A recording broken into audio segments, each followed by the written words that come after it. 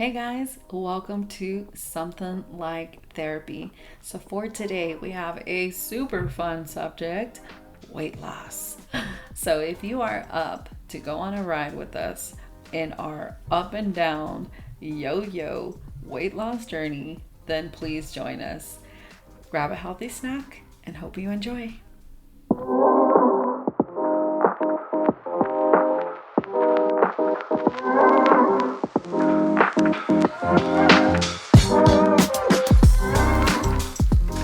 Welcome back, guys. I hope that you guys are having a great day. We are a little under the weather here. Well, my hubby is, so excuse him if he sounds a little rough. Yeah, today's definitely going to be more of a Jessica day. I will be here to give my 2 cents and comment on things, but we're going to let her kind of host today's show and take the reins a little bit here. You don't gotta ask me twice. I love to talk. But we thank you guys. Thank you guys for joining us today and coming back. I know we've had some long ones these last two episodes. So today we're gonna try to be more mindful of our time, but there's no promises because this is another topic we're pretty passionate about. Well, I think all our topics that's why we're talking about them, because they actually mean something to us. But like Jess said, we don't want to make everyone an hour banger. So try to get you in and out and get you some useful info. Well, the reason I say that we're passionate about it because I think it's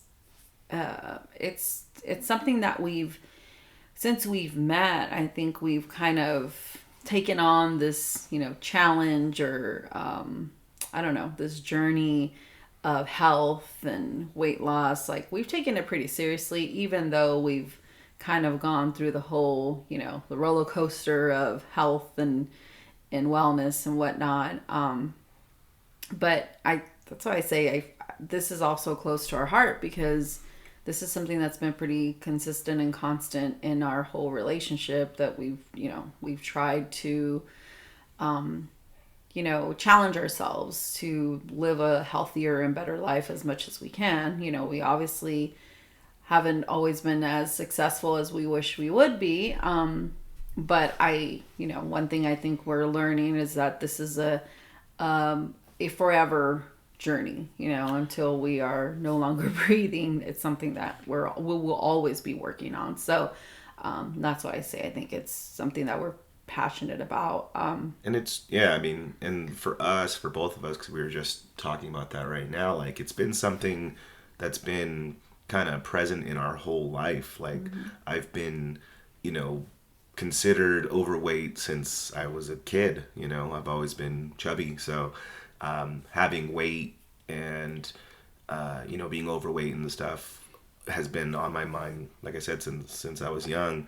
And you've shared stories with me feeling the same way. So I think the whole, like you said, roller coaster and up and down with dieting and working out and then falling off and going back on, that's kind of been in the background of our lives, our whole lives. So we have some friends that, and their story isn't any different. Like, it's not like, because like I said, I have some friends that are like, have always been thin and maybe they've gained some weight as they've gotten older and they're like, oh, I got to get back on it. Like, I feel like that's a different, it's a different thing because you've kind of always been thin and then you've gained weight, where I kind of feel like I've always been big. But like I said, everyone's story may be different, but it's, whatever they're going through, whatever their reasons for wanting to get healthier, to lose weight, or to get more fit, is whatever it is. So we just wanted to take this episode to kind of share kind of our story, what we've gone through, what's worked, what hasn't, and kind of just where it's left us, not just physically but mentally and emotionally too, the ups and downs with everything. So if you haven't guessed, we are talking about weight loss today.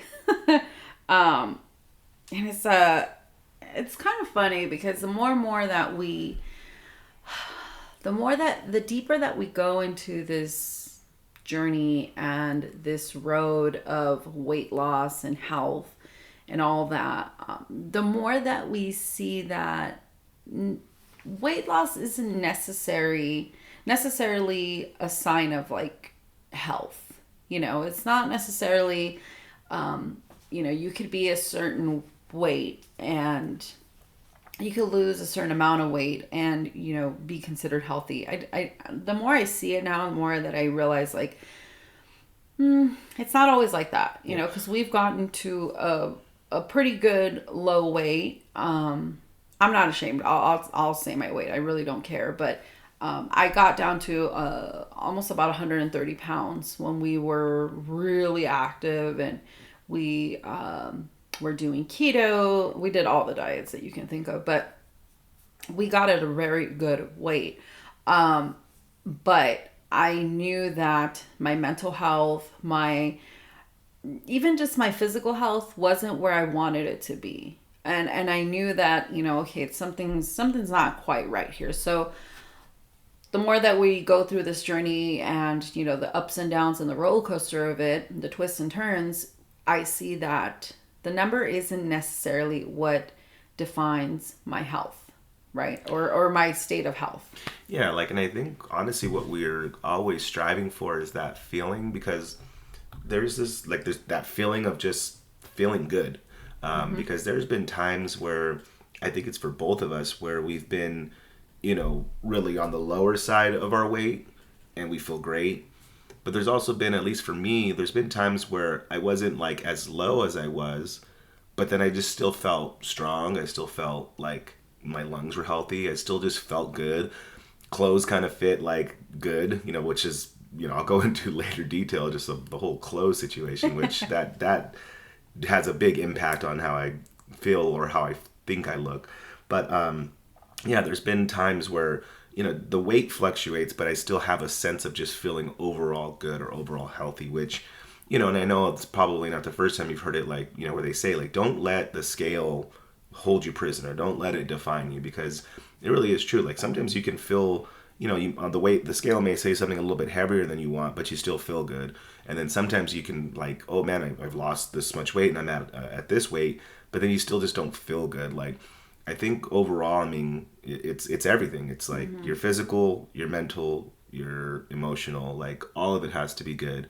And I, like Jess said, like with her weight fluctuation, I've been as big as 260 pounds and I've been as small as 170 pounds, like, and this is like as an adult when going through working out and stuff. So yeah, that's almost like 100-pound differential there in like of the shapes that I've been. And remember, I'm a short guy. I'm only 5'6", so it's a big thing. But yeah, like I said, there's been different times and different weights where I have felt different, but a lot of it also depends on like the diet we had, what's going on around us in our lives, all those other factors that really make you feel good. So yeah. So I want to start with I have a lot to say of what you just said, but I want to start with some stats in regards to dieting and this whole diet culture, and in regards to how other people are also affected by, going on a diet or, all of a sudden starting a new diet fad and whatnot. So let me give you some stats. After 1 year, 35% of people regain at least 5 pounds. 59% maintain their weight. Only 6% continue to lose weight. Maintaining weight loss for two consecutive years decreases weight gain odds by 50%. People with no medical event triggered weight loss regain weight 50% more than those with a medical event.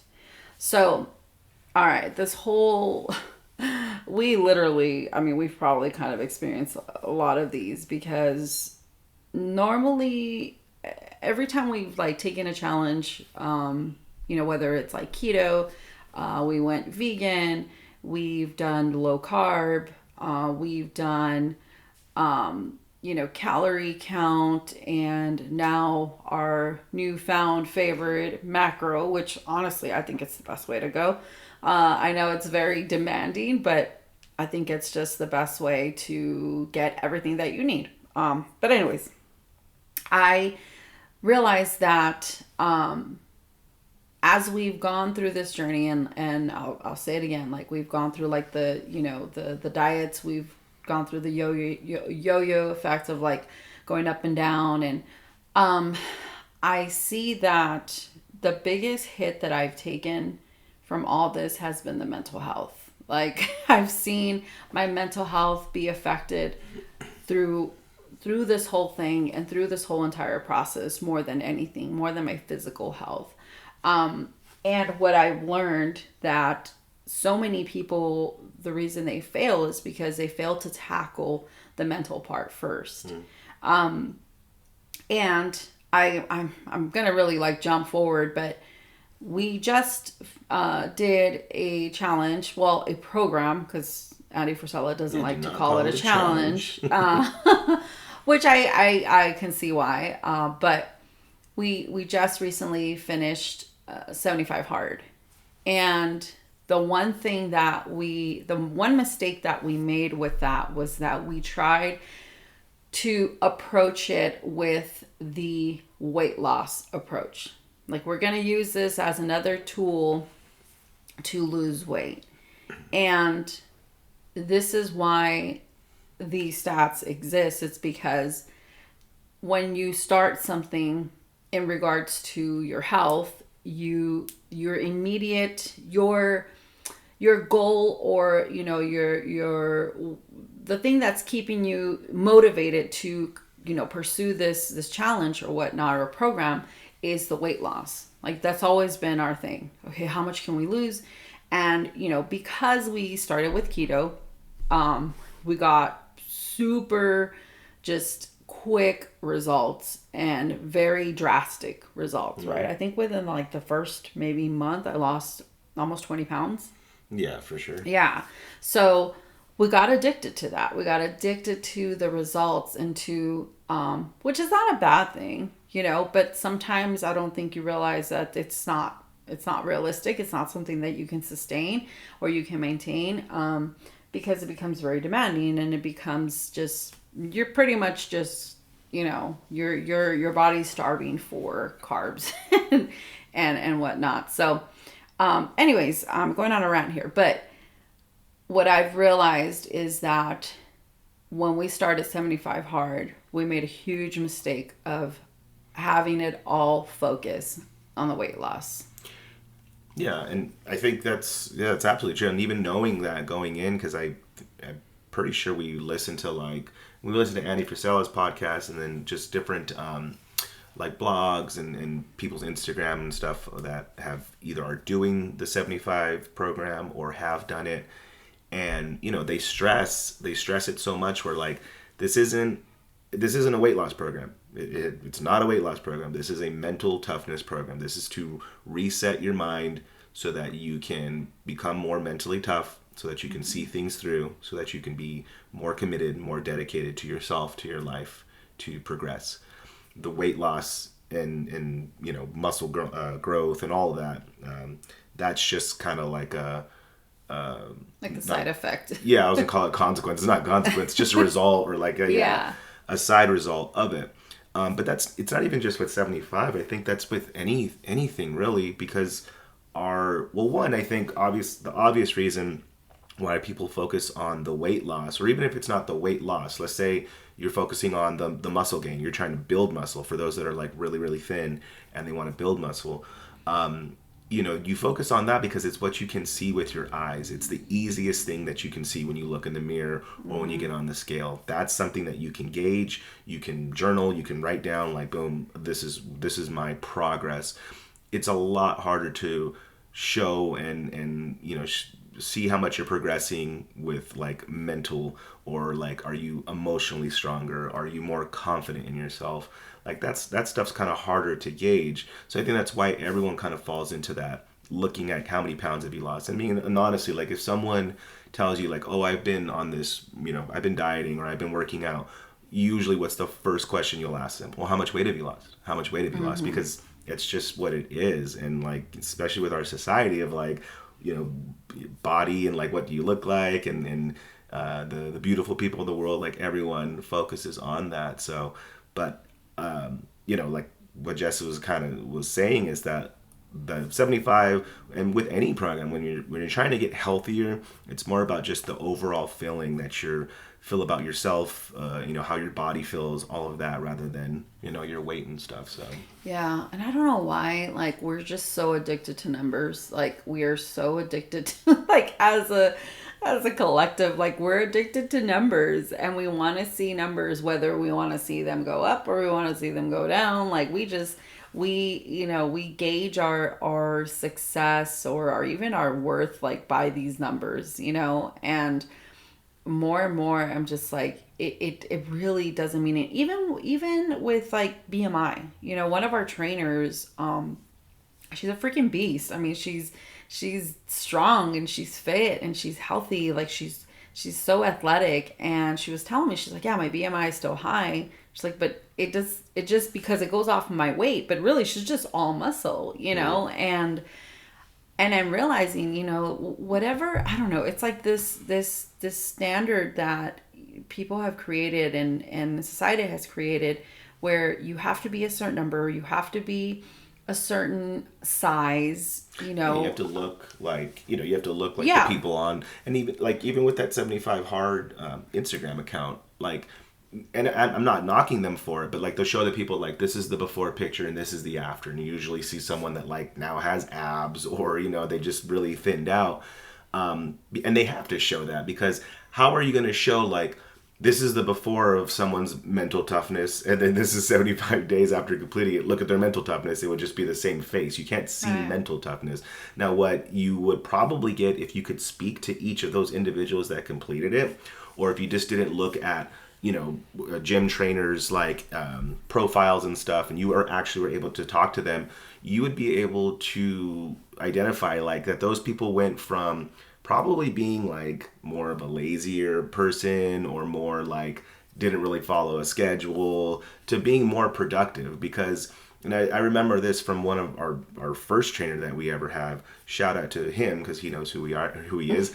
But he always said, like, when you're working out and when you're dieting, and when, like, you're really committed to, like, eating healthier, working out, 5 times a week, or whatever it is, like, your overall life is just more, like, productive. Like, you're waking up better, you're getting better sleep, your sex is better, like, all of it. You just feel like a better person, and it really is true, because when you have commitment to that, follow, like, a regimen, when it comes to eating and working out and just being healthy, your life just feels better. At least, from what he said, and it was true, because I did. Like, when we were always in the middle of, like, a workout regimen or something, it always just felt more like I had more control of my life. So Yeah. And I think, yeah, with the whole having more control over your life, the thing is that now you realize that there's a lot of outside things that you can't control. Like, we can't control the weather. Obviously, we've had the worst shitty weather.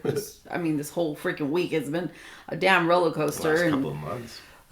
yeah. Anyways, we can't control, what other people do. You can't control, I don't know, the things that are happening around the world, like, or even in your community.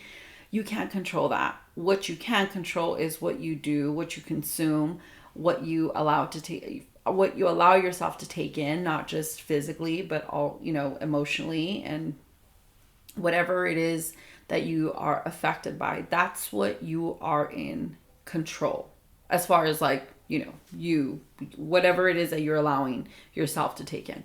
And that's something that I don't think we take it seriously, where you have control of how early you wake up. You have control of what you're going to consume for that day, what you're going to eat. You have control whether you are going to be active or not, even if the weather is crappy or whatnot. You have control of that. And that's the power that you have, that you carry. And if we don't take advantage of that, if we don't use that to our advantage, if we don't use that to better ourselves, then it's almost like we just have control of nothing, and everything else just kind of starts to crumble. So of course, if you take control of your health and your physical health and your mental health, then everything else is going to be affected. So Yeah, most definitely. That's, that's exactly what what he told us, what he taught us. And it's kind of sucks because it's like once you have knowledge of that, you literally have no excuse. Like you have no excuse to Hmm. not do better. You have no excuse to not choose better. And life happens. There's things that happen, and but one thing that we learned with 75 Hard is that when you have structure, when you have, which I want to say that I don't, there's certain things that I think if you don't do it correctly or the way the program is designed, it could develop and build some pretty bad habits. Hmm. And I think that's what we experienced when we finished 75 Hard.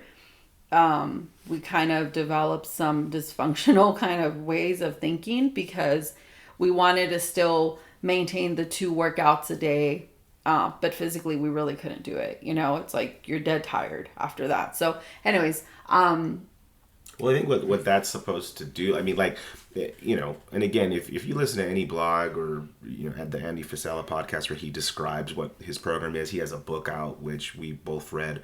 It really is like, it pretty much throws you into like this kind of shock treatment where, yes, it's 75 days and it's long, but it's like, it's 75 days. Like when you're doing yeah, it, 75 days is like, dude, that's 75 days. Oh my God, that's the longest thing.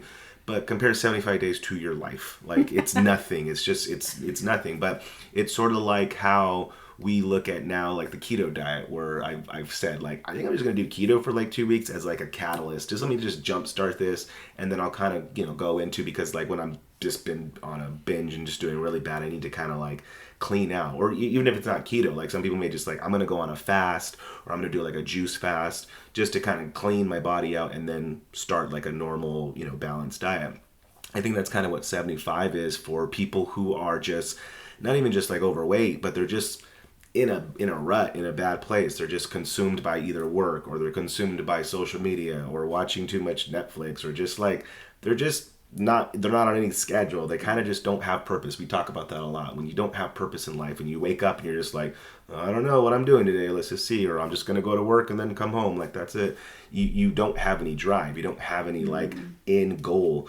But I think that's what 75 Hard is, and that's why it's like 2 workouts a day and follow a diet and drink, gallon of water and all this stuff, because it's like it's made to be hard. And like they always say, like it's better to, well, not better because we tried it and it didn't work, but it's like if you're gonna do it, like don't like, well, I'm gonna wait till the weather gets better, because it's like no, it's even like David Goggins says, like you have to have the mentality where like, damn, it's cold outside, like, you know what, I wish it was fucking colder so I can go out there, or like it's like hot outside, like I wish I was on a volcano right now, then I'll do my run. Like you want to have that tough mentality to like do it. So I think that's kind of why that 75 Hard is so hard. And because you're not supposed to continue it after. You're not supposed to, for the rest of your life, do 2 workouts a day and all this stuff. Like, no, you're supposed to learn from it so then you could create your own workout regimen, which kind of like, doesn't get too soft, but like you can fit in more realistically to your day. So, yeah. And like kind of like I was saying before I went on this, little rant with that, once you have the knowledge, once you have awareness of what you're supposed to do and what you should be doing, you kind of run out of excuses. Yeah. And now it just comes to a choice. I either choose to do the right thing today, to do the things that I know I'm gonna feel better if I do them, even though they suck, even though they freaking hurt, but I'm gonna choose to do that. Or you choose to just completely ignore everything you've learned, everything that you've experienced, and then you just fall into this, little by little fall into this hole, and then you got to dig yourself back up, and so we've experienced a lot of those. I remember when we were training for competition, we did strongman competition, and we got really strong and got really fit. And then we were like, one day we were training, we're like, don't let us forget this feeling. Don't let us forget how we feel right now, how strong we feel, how healthy we feel. And sure enough, within like the first month or so, just like the stat said, within the first few months, like we just kind of like little by little started to, fall out. But it's because the mental transformation wasn't there. We were just chasing those results. But we weren't taking the time to really dig in into why are we eating this way? Why do we, go back to binging? Why do we go back to, not just having one meal, but having a whole week off, I mean, that's why, like, people that get the weight loss surgeries and things like that, that's why the doctors kind of, I think they make it mandatory, right? Like, you have to go through some sort of counseling or therapy, or So, at for least the they most part. should, because, Yeah, for yeah, the like, most part. Not all of them, though. yeah, I mean, they definitely should, because that's, ask any nutritionist or trainer, they will say exactly what Jess has said right now. Like, it's all mental. Most of it is mental. And a lot of the times, if you are overweight or obese, you have an addiction. Your addiction, your drug is food. And you have to get to the root of that, either through counseling or through therapy or whatever. But before you, or while you're like, focusing on like your physical, working out and dieting, you truly have to focus on that mental, because it's the demons that you have in your closet that are, the reasons why you are that big, and why you continue to, even if you lose weight, gain the weight back, because, that's what's causing you to be, the way that you are, and you have to really address that. Because yeah, like if you can lose all the weight, I mean, like Jess said, we lost so much weight during different diets and workout programs and stuff, but little by little, either it came back really fast, or a little bit over time, it always has come back. And we've all, at least I think with all the different things that we've kind of thrown ourselves into, with like strongman and keto and, running and doing like mud runs and doing all this stuff, like we've kind of gained enough to where we know now not to let it get to like a point where, like I said, at one point I was 260 pounds. I'll never let myself get even close to that. But I'm not where I want to be. And like I've let weight come back little by little, but we've at least gotten to that point where we'll never get to where we are when we consider what our extreme weights were. But we still haven't gotten over the complete hurdle as to addressing the reasons why that we, self-identify as like fat people, like why we allow ourselves to get back to, to gain weight and to not feel strong and do all that. So it's something that I think everyone has to address when they're on that journey. So yeah, for sure. Really quick, what you were talking about with, the whole weight loss, and how if you don't take care of the mental part, you kind of go back to that, whatever, that addiction, that food that addiction, that comfort. I was so funny. Yesterday I was on TikTok, and this lady was telling her story about her sister. She had weight loss surgery, and she was experiencing what they call like transferred addiction, which a lot of people that have a weight loss surgery, gastric bypass, or lap band, or whatever it is, whatever type of weight loss surgery that people choose, most of them, I forgot what percentage, I think like 7% actually end up dying from transferred addiction in regards to either opiates or alcohol, because they can't eat anymore. So now they kind of have to transfer that to something else. And usually it's alcohol, or opiates. So they were addicted to food, and then they find a new something to be addicted to. So again, like I was saying, it's and these people were, they lost drastic amounts of weight, and yet they still weren't happy. Obviously there was still a void that they needed to fill, and so they had to choose something else, and they transferred that addiction into, something that, obesity will take you eventually, but alcohol and addiction will probably, opiate addiction will take you faster, so it's unfortunate that a lot of these people didn't get the right and correct treatment before they did the weight loss surgery. And I'm not sitting here, because I've seen people do weight loss surgery and have amazing results, and they're living healthy lives, and I'm not saying that every single one of them, like I said, only 7% experience that, but that's still a pretty high percentage for that have died from transferred addiction.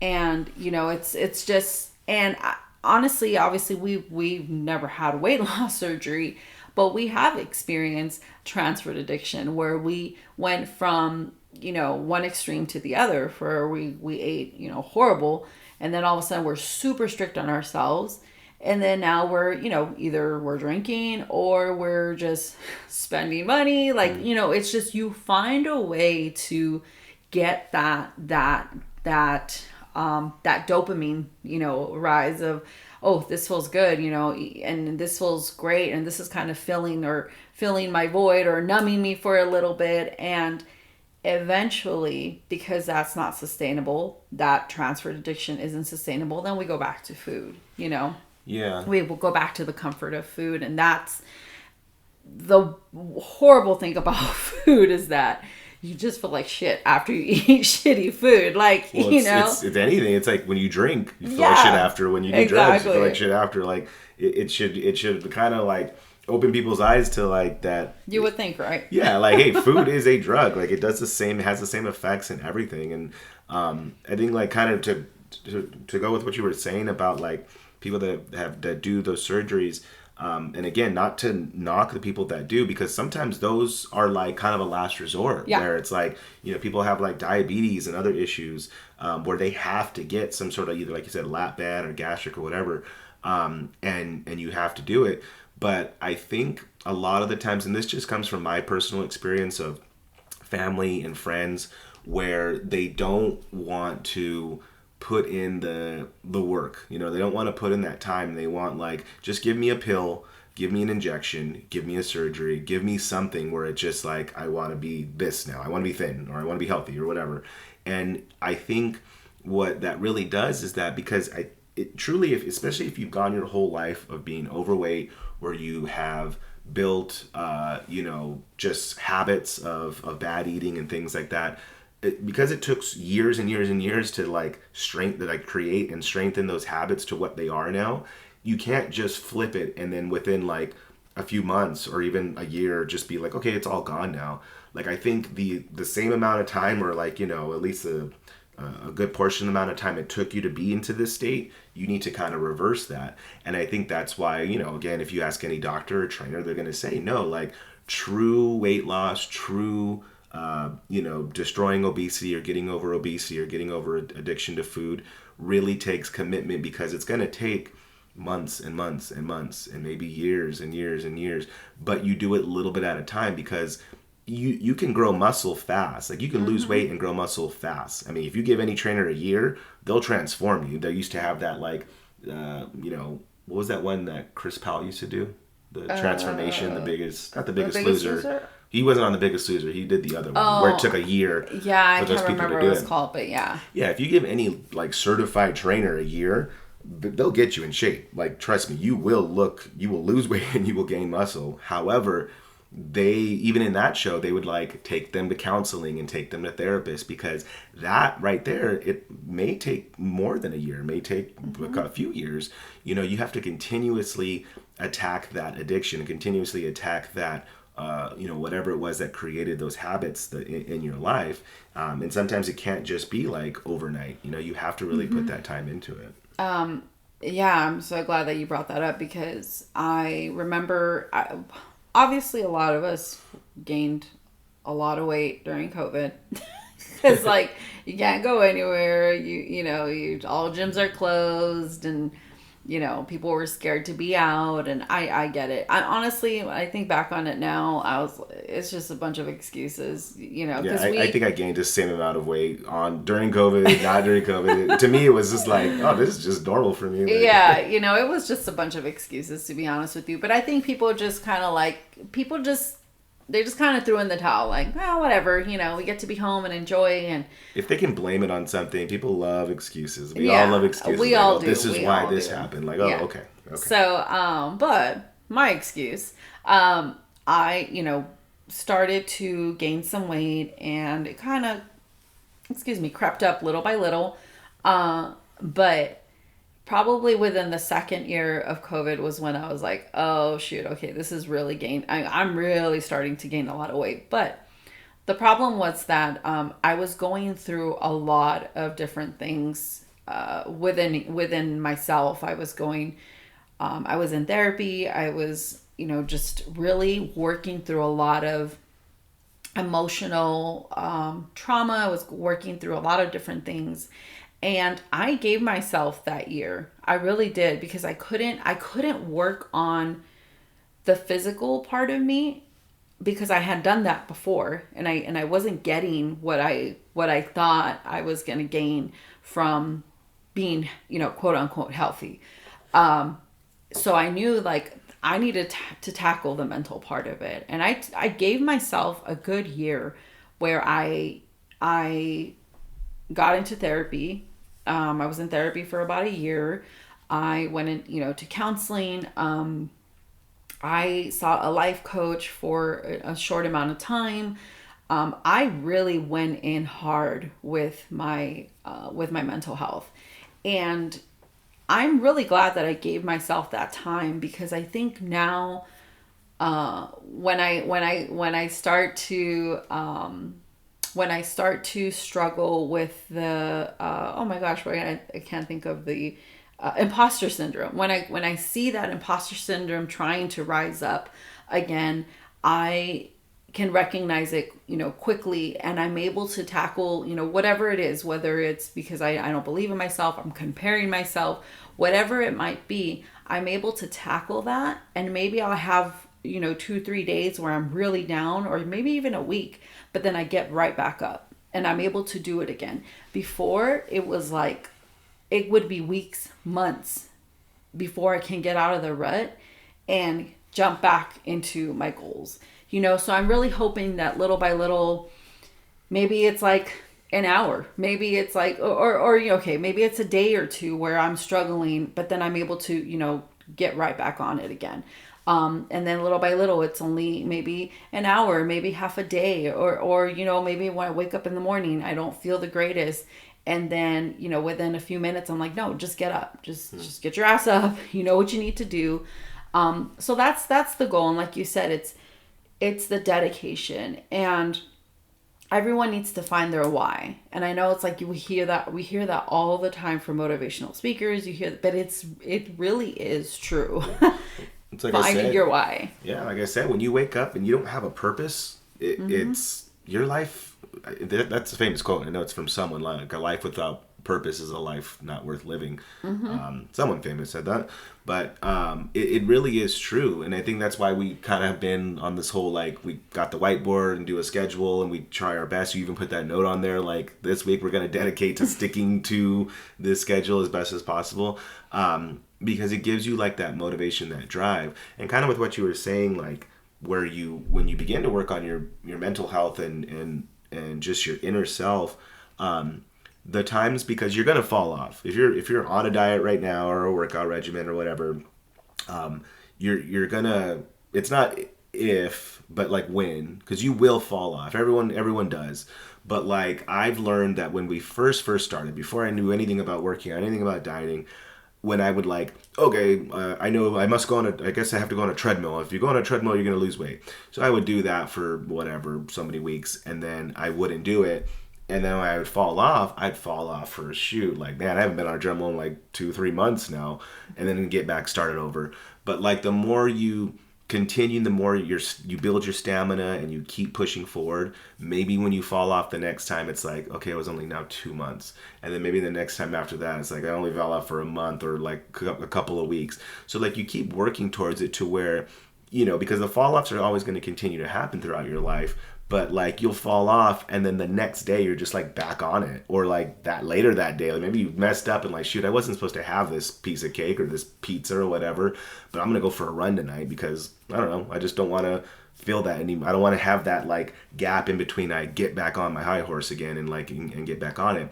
Those times that you fall off and get back up are a lot less far in between. So yeah. And the beauty of those fall off moments, that I think for me, what I've experienced is that I've tried to use them as like learning moments or learning points, where normally when I fall off, it's because I'm feeling some kind of way about myself. I'm either doubting myself, I'm not believing in myself, or maybe I really am tired. Maybe I've just pushed so hard that I haven't given myself the time to recover. Those are those good journaling moments. Yes. Where it's like, what caused this? Wait a minute. What just triggered this right now? Yeah. Let me write this down. We have to use even our fall off moments wisely. You have to use those moments to like self-reflect to reflect and to see within yourself, like why, and also to be very honest with yourself, because there's people that I had a friend. She just went into, she was a big believer in like intuitive eating or whatever. What's that? It's just pretty much like only eating when you're hungry, not eating when you're not hungry. That sounds like a plan to me. It's right. Like because our mind is so powerful. We can tell ourselves we're hungry when you're probably dehydrated. Remember I said like that fasting guy was just like our brains are addicted to overeating because we've been brainwashed that we need 3 meals a day, and if you don't have one, I'm starving. Yeah. So this particular person was very much about intuitive eating, and I asked her. I said, "Well, how do you know when you're actually hungry?" Which I don't think any of us really know what that is. Yeah, like true hunger, unless you really freaking starve yourself. For some reason you were. Yeah. Like for some reason you're in a situation where you actually starve. We're not hungry. We're really not. Well, we're not starving. Okay, we might be hungry, and whatever it is we think hunger is. But so I asked her, how do you know whether you're hungry or you're just either bored or you're dehydrated or or maybe you're just lacking some type of, either iron or potassium, because when we're lacking, because most of us are malnourished, right? So when we're lacking, our brain's like, hey, I need this. And for some reason, we make that we translate it into you're hungry. And it's like, no, you're not. You're not hungry, so... and that's the last thing you want someone to tell you when it's like, oh my God, I'm so hungry, I need to eat. And they're just like, you just need more calcium. Like, I'm going to punch you dead in the face, sir. I need a freaking cheeseburger is what I need. Like, get out of here. So she went into this whole intuitive eting, and she gained a lot of weight. And because she was telling herself she was hungry. Because she was allowing herself, oh, okay, well, my body says I'm hungry, so I'm going to eat. The problem with that is that we have no self-discipline, and we don't listen to our body, and we don't listen to our mind. So, yes, the moments that okay, first of all, I just want to say this. We're not on here because we're weight loss experts by no freaking means. No. We are just sharing I'll post a picture of myself right now, and you can see that I'm not a weight loss expert. But, we're just kind of sharing our experiences. But what I'm realizing that the times that I've taken the time to see as a fall off moment, as an opportunity for me to reflect, like you said, either to journal or go on a walk and just ask myself, why are you being such a fucking lazy ass right now? And people would be like, don't shame yourself. I'm not shaming myself. I'm being freaking honest. You have to have some tough love with yourself, because this particular person that I knew, it was all about don't speak badly, don't speak bad over yourself. I'm not saying to bash yourself and to call yourself a fat fuck. I'm not saying to say that you're a lazy piece of crap. I'm saying that you need to be brutally honest with yourself and ask yourself, what in the hell are you doing? What are you doing? Is this going to extend your life, or not even extend your life? We only have so much control of, how long we're going to live. I don't know if you believe in that, but anyways, maybe that's another topic. That's another topic. But anyways, people are like, your time is marked, you're gonna die on this day or whatever. Some people live off of that. Some people make that as an excuse. It doesn't matter. I'm gonna die whenever I'm gonna die. So I'm gonna enjoy my life, and YOLO. I'm just gonna, YOLO, right? So, but truth is, no, I think we do have some control of that. And granted, I understand what you're saying. You could be the most fittest person and go get in a car crash and die. Yeah, we have no control. But even I always bring up Patrick Swayze, where it talks about how about a guy that was physically, what we're saying. Yeah, right, physically, mentally, he practiced what is it, like the Asian thing where like you move very slowly and Oh, like I forgot what that I is, but it's forgot. like he was probably the most centered man, It's like the art of martial arts or like whatever, he but I just was called studied all something this else. like calming and meditation, all this stuff, and obviously was physically fit. If you don't know that, go watch freaking Roadhouse and you'll see.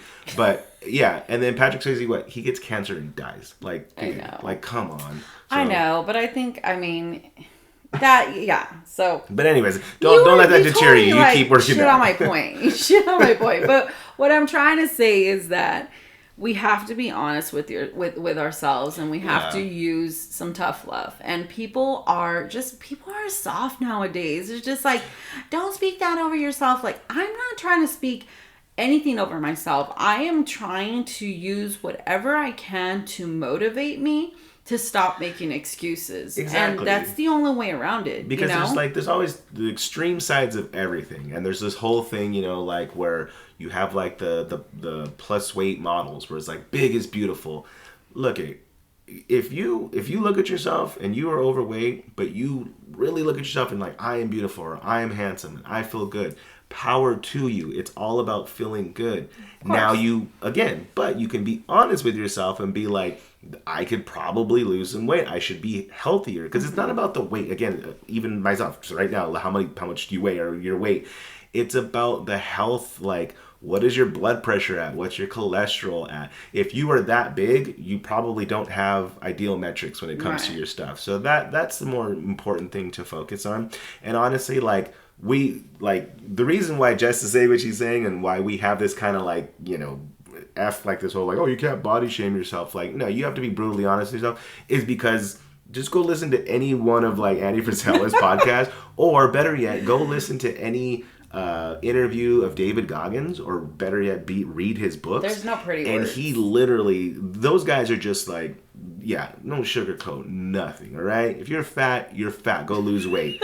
If you're lazy, get up and go do something. If you're this, go. Like they're just like, because we do live in a society where it's just like, oh, you can't say that. Don't tell them that. You're gonna hurt Well, their being feelings. unhealthy Like, has been glamorized now. yeah, And I'm not because saying like there is so many beautiful women, there's so many beautiful, people and individuals that, yes, honestly, they rock outfits better than I do. And they're very much overweight and obese, and they have a lot to offer. I'm not saying that they are not in any way, any less valuable than I am, or that somebody how that's someone looks, super yeah, healthy, like, nothing to do no. with it. Again, there's a girl that I used to follow back in the day on Instagram, and she was very overweight, but she had, her blood pressure was on point. I Yeah, mean, you might she have had some of those no, people. Yeah, she didn't have high cholesterol. She didn't have she wasn't diabetic. She was completely 100% healthy. She yeah, ate really good.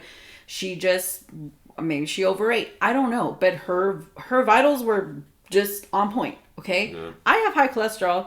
I have high blood pressure, and I'm not. I mean, yeah, I'm considered overweight and obese, but people look at me. They don't see like, oh my god, girl, you better do something about that weight. But I have health issues. Yeah. So I know that I can't let myself get to a point where there's no way back. So yeah, I'm not in any way trying to shame anyone that is, just bigger than I am, or whatever. I'm just saying that it's been glamorized to the point where it's almost become like there's just this delusion of like, I'm okay, and I'm not gonna let anyone tell me what to do. I'm not going to to let live anyone my tell me own what to do, life. which no one should tell anyone what to do, of course. Yeah, it's not. It's someone else. It should be you yourself saying, Yes. like, let's do this for me. But Let's be healthy for me. But this is what I've set for myself, where I'm no longer going to sit here and have this, just denial about where my health is. Because I think there's positive, positive ways of speaking over yourself. Yes, there is. But then there's also delusion and denial, and those two things can really Yeah. take you down a whole other road. And you can get to a point, and I'm not just talking about food or, being overweight. I'm talking about any form of addiction that can be developed. So yes, we can all sit here and speak pretty words to ourselves and, whatever. But reality is that if you don't feel good and, if you're not feeling the way that if you can't go out for a walk, then there has to be something wrong. Like if you can't walk, whatever, maybe a half a mile and not feel like you're dying, like that something, your body's trying to tell you something. So yeah, about the whole thing of like just being brutally honest with yourself. Like Jess said, definitely don't stand in front of the mirror and just be like, you're just a fat piece of shit. Like, no. You have to be able, like people say, you need to be able to take constructive criticism. And that's not just from others, that's from yourself too. And when you're brutally honest with yourself, it is a matter of looking yourself in the mirror and telling yourself, like, I'm better than this. Like, I'm better and I'm stronger than my addictions, than my desires for food and being lazy. I'm more than that. Like, enough is enough. And you deserve better. Yeah, exactly. Because, I can easily tell you that you have to have control of that because, like what I was just telling Jess the other day, is like, I really have begun to more and more understand, like, throughout my whole life of, like, dieting and trying to work out, I've always been just super hard on myself to where I can do good for months and months and months, but as soon as I start doing bad, it, like, I just fall back into like, well, see, there you are. That's the real Derick. Like I'm just waiting for that fall off. I'm waiting to just like gain weight back or not continue to work out. Like, and I don't like give myself credit for what I've achieved. And that could even be for anything and everything. Like and that's a lot of people. We're very hard on ourselves. So like you do have to find the balance of being able to be brutally honest and say enough's enough. That's unacceptable. We can't continue to do this. But then also be able to be like, hey, you got to the gym today. Good job. Hey, you kept your diet for this week. Good job. Like, I know, again, personally, I can't find that balance a lot of the times. I'm just an extreme person. I go very, very hard, and if I'm not going that super hard, then I guess I'm just not doing anything. Like Jess even said the other day, like, if we go to the gym, and unless we get out of there and like we're freaking baby horsing it back to the car where our legs don't work, we're just like, that wasn't even a good session then. Why did we even come? And it's like, we don't say like, dang, we really didn't want to go to the gym today, but we got in there and at least did 45 minutes. We didn't do our normal hour and a half. We got the 45 in. Good job. Like, so you just have to really find that balance. But yeah, the only reason we brought this up is just because we've been saying it, and again, just from hearing guys like Goggins and Frisella, where people are just too light, and it's become just accepted. Like it's okay. Like it's okay to not, you shouldn't tell people anything. Like they should be able to just let them live, how they want to live, and blah blah blah. Which that could go into a completely whole other different topic of living how you want to live and like not having. There's no consequences to it. Like no, there's consequences to everything, and people just have to be held accountable. Like you have to be held accountable to your own actions and what's going to come from that. So yeah, that's something that we learned with 75 Hard is just accountability.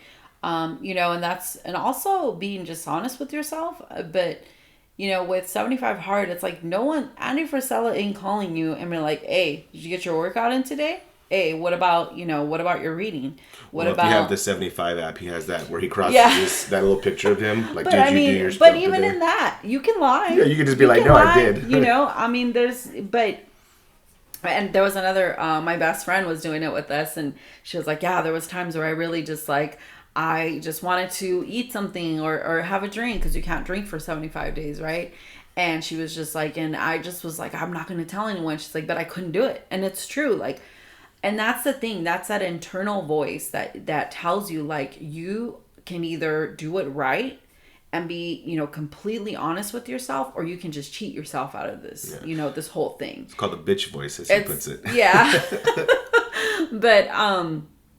But yeah, so that's one thing that we learned with 75 Hard was the accountability, the structure, and just holding yourself, accountable and being brutally honest with yourself. But I want to go back really quick to, ultimately what everything we've just talked about today and right now is just taking control of yourself, of the things that you do have control of, because there's a lot of things that are out of your control.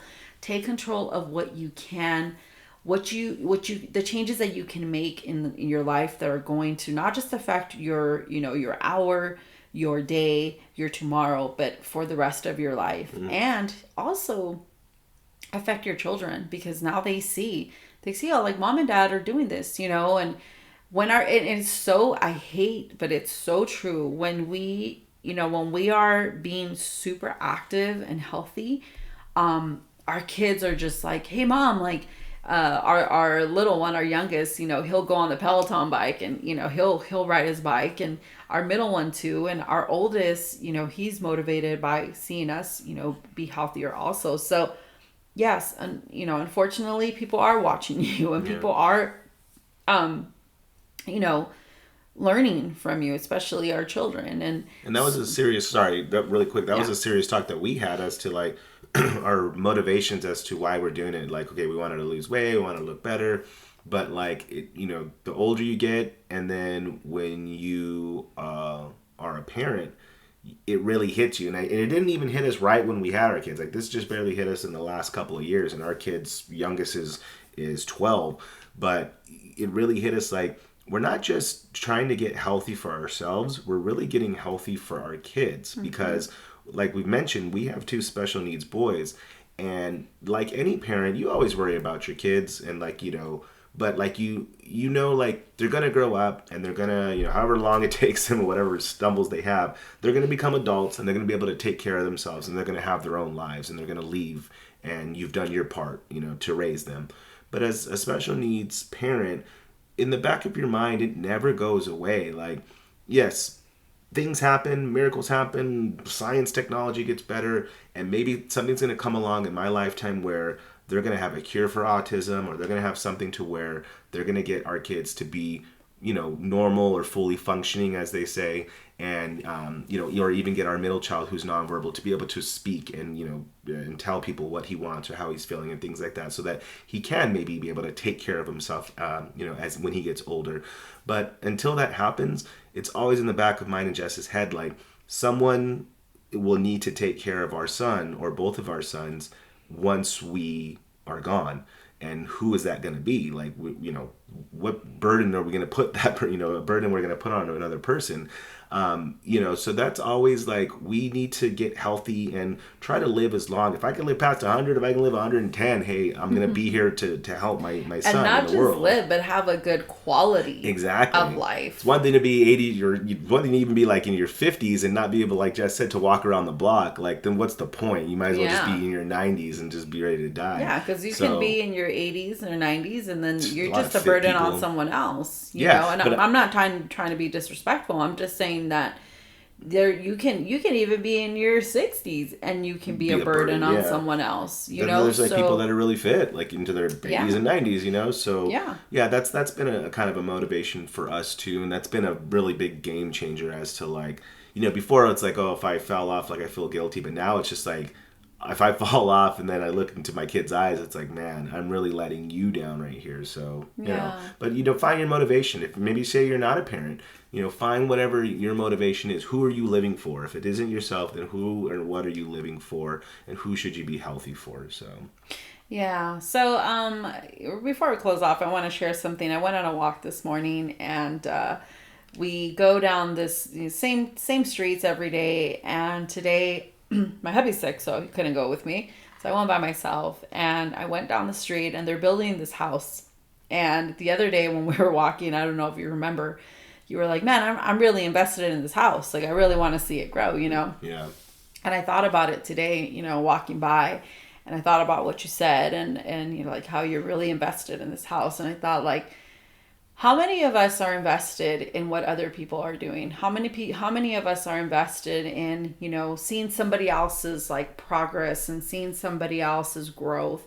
But we're not invested in our own journey. We're not invested in ourselves, and I thought, and I'm not saying like what you said was, I know we were talking about the house, but I thought, what if we would have changed it to saying, man, I'm really invested in my walks, and I want, and that will allow me to see how much this house is going to grow and to build, So it was a reminder for me today to be invested in yourself. And I know that sounds selfish, and people will say, like, you know, whatever, like self-centered.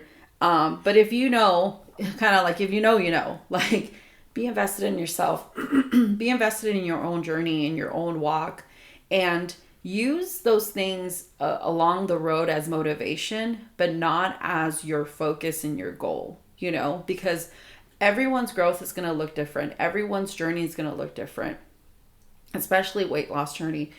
It's just always going to look different. Our bodies are different. Our DNA is different. You know, our metabolisms are different. Like, everything's different. So remember to stay focused in your journey, and don't worry about, you know, the outside. Take control of what you can control.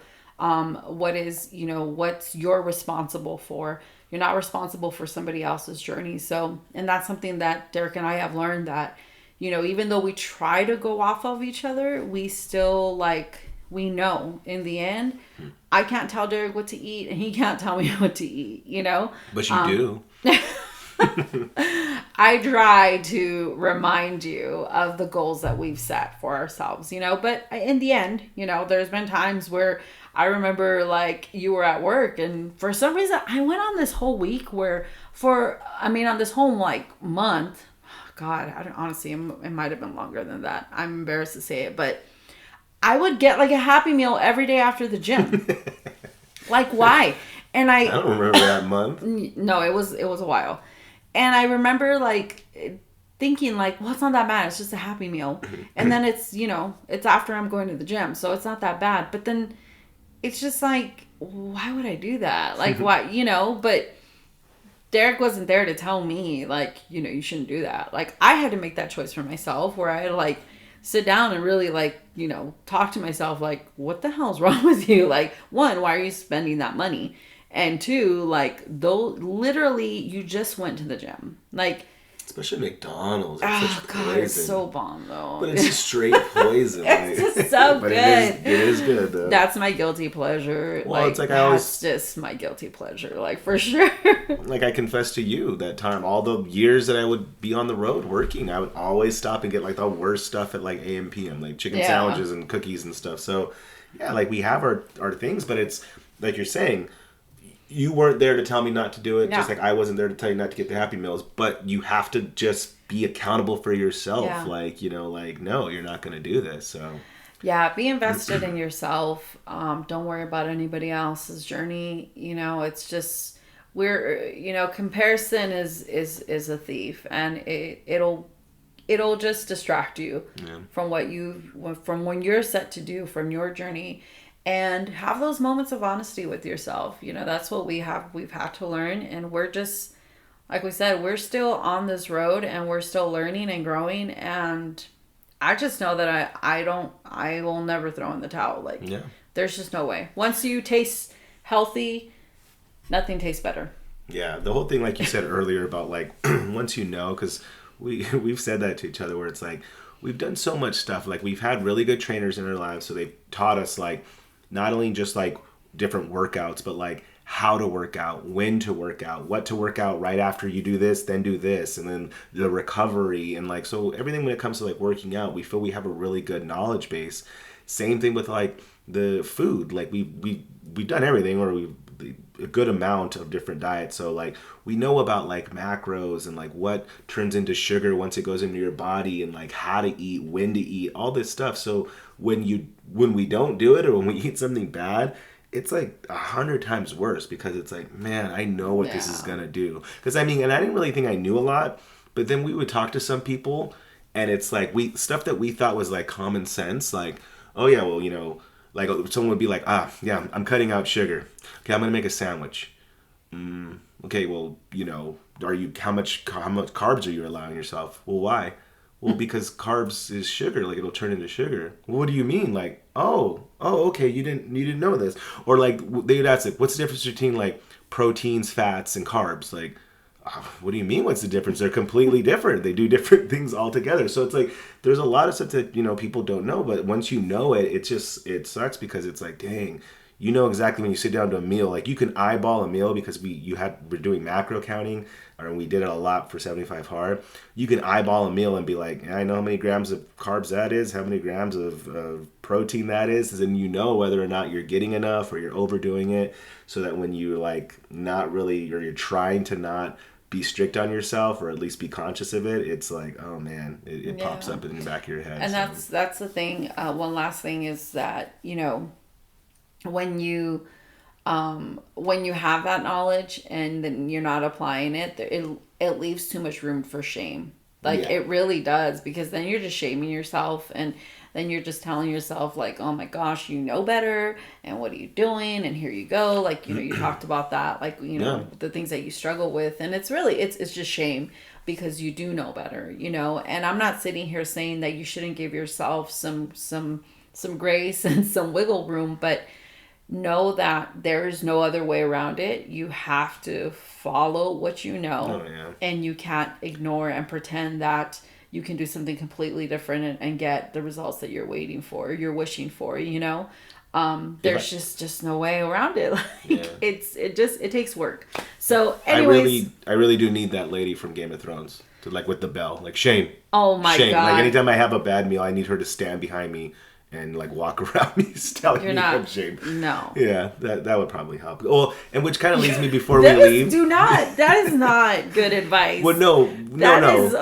Which I wanted it to segue to my last thing I wanted to say is because I do need structure. And if you're someone like me that does need structure, because we did mention it earlier, we've been mentioning it throughout the podcast, this episode is 75 Hard. Like, if you never heard of it, definitely go look it up. It's a really good, again, it's not a weight loss program, it's a mental toughness program. You'll understand what I mean when you like read into it. But like, if you're someone that really does thrive on structure, it's an exact same thing you do every day for 75 days. But it does use it as a catalyst. Like I said earlier, if you use it as a catalyst, it should get you to, like, after the fact, be able to, like, you know, maintain a normal workout regimen, a normal diet, and it's not so hard as to just jumping into it like cold turkey. But yeah, definitely look into it. It is hard. It is definitely hard, but it's worth it. It does live up to its name, for sure. It is 75 days of freaking hell. For sure. But it does build just this go-getter type of mentality, and no excuses type of mentality. But, you know, I mean, now that we've been off of it for a few months now, I know that the second time around, we are going to do it again. We tried doing it. I don't think where I should have been mentally. That's an excuse. I know it is, but I really wasn't. I knew that I was mentally not ready for it. But for the second round, I think I'm just going to take a completely different approach on it. I'm not going to focus on the weight loss. I really am just going to focus on building that callus mentally, where, you know, I'm really going to hone in on the things that I want to see within myself as a person, not physically. So, which you should. I mean, that's probably more of why the program was designed in the first place, is to change because I know we didn't talk about it, man. This is really long, but when we did 75 Hard, we went through a lot of different changes. Like week to week, it changed. The things that we went through and the things that we shed, that was right in the middle where you decided to, like, you know, leave your job, and you know, we kind of went through some changes with friendships and relationships and whatnot. So it does, like, you don't realize the mental toughness and the clarity that you gain within those 75 days. So if you guys are thinking about it or have heard about it, kind of curious, I would say, get the book, read the book. Not the best written.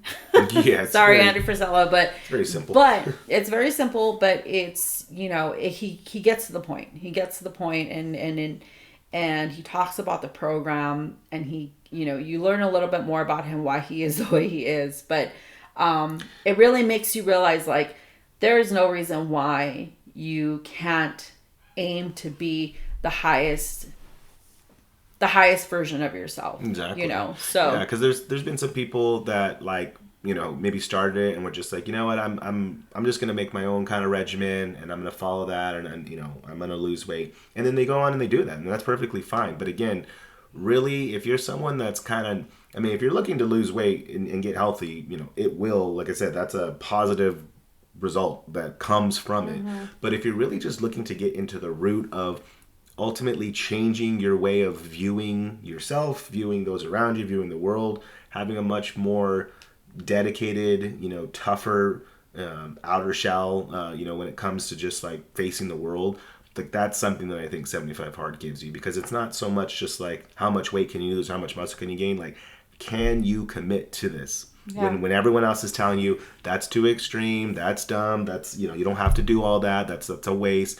Can you finish something? And then when you do, it really truly does change you. So we 100%, you know, support and endorse, I guess, 75 Hard. And it's like I tell people when they ask me about it, like, oh, that's just too crazy. I'm like, you know what? Anyone can do it, but it's not for everyone. Yeah. And it's just as simple as that. It's all about whether you want to truly commit to challenging yourself. Yeah. You know, just it's really what it is. So Exactly. we just want to thank you guys. Again, we apologize. This was a long one, Yes. but It ended up being longer than our other episodes, and we said we didn't want it to be long. like I said, it's something we're really passionate about. But And we still didn't talk about everything like I know. that we've gone through we kind with, of just like- went through a little rant. We're a little. It's been a weird week, but we're just grateful that you guys made it this far, and we thank you for listening.